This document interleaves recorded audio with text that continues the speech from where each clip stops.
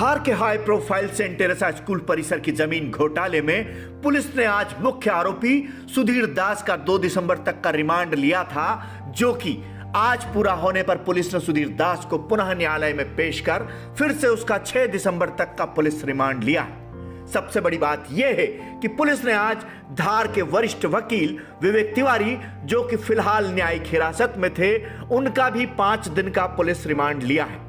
Police हिरासत में 5 दिन तक रहे सुधीर दास ने अपने आप को निर्दोष बताते हुए पूरे मामले का मास्टरमाइंड विवेक तिवारी को बताया कि इन्हीं के मार्गदर्शन में इस पूरी जमीन की जालसाजी की गई।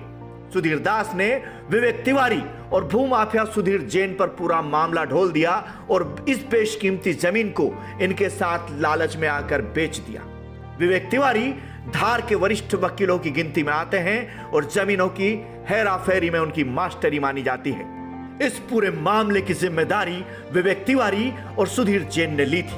विवेक तिवारी ने सारे दस्तावेज अपने हिसाब से तैयार कर लिए थे और इन्हीं दस्तावेजों के आधार पर विवेक तिवारी और भूमाफिया सुधीर जैन ने बेचवाल सुधीर दास और खरीदारों को आश्वस्त कर दिया था, जिसके बाद लालच में आकर धार के कई रसूखदारों ने यहां प्लाट खरीद लिए।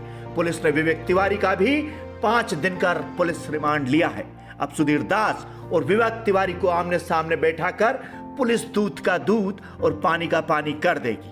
वहीं इस पूरे घोटाले का मुख्य मास्टरमाइंड भूमाफिया सुधीर जैन पुलिस के इरादों को भांपकर भयभीत है और वह फरार चल रहा है, क्योंकि और भी कई जमीनों की जालसाजी कर चुका सुधीर जैन अब अपने लिए बचने के रास्ते तलाश रहा है, किंतु पुलिस ने उस पर इनाम 10,000 रखकर उसकी मुश्किलें और बढ़ा दी है।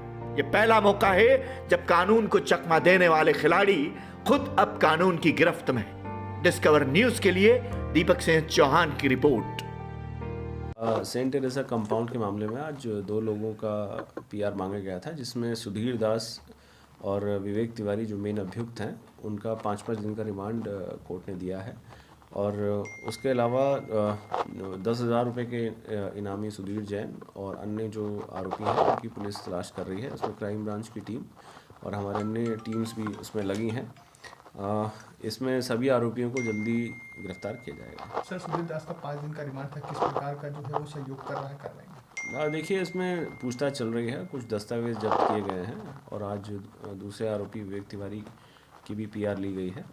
और पुलिस इसमें अलग अलग एंगल, जिसमें इकोनॉमिक इनकम टैक्स के जो एंगल हैं वो भी खंगाल रही है और सभी एंगल्स पे काम करते हुए जल्दी सभी आरोपियों को गिरफ्तार किया। सुधीर दास ने अपने आप को नादान बताया, विवेक तिवारी को मेन मोहरा बताया है सर। देखिए, इसमें पुलिस अभी साक्ष्य इकट्ठा कर रही है और जैसे भी साक्ष्य रहेंगे उस आधार पे आगे कार्रवाई होगी। संपत्ति कुर्क भी की जा सकती है। जो फरार आरोपी हैं, यदि वो पुलिस की गिरफ्त से बाहर रहते हैं, फरार रहते हैं, तो उनकी संपत्ति कुर्क की कार्रवाई की जाएगी और अन्य पे भी कार्रवाई की जाएगी। और सभी आरोपी जो फरार हैं उन पर कार्रवाई की जाएगी।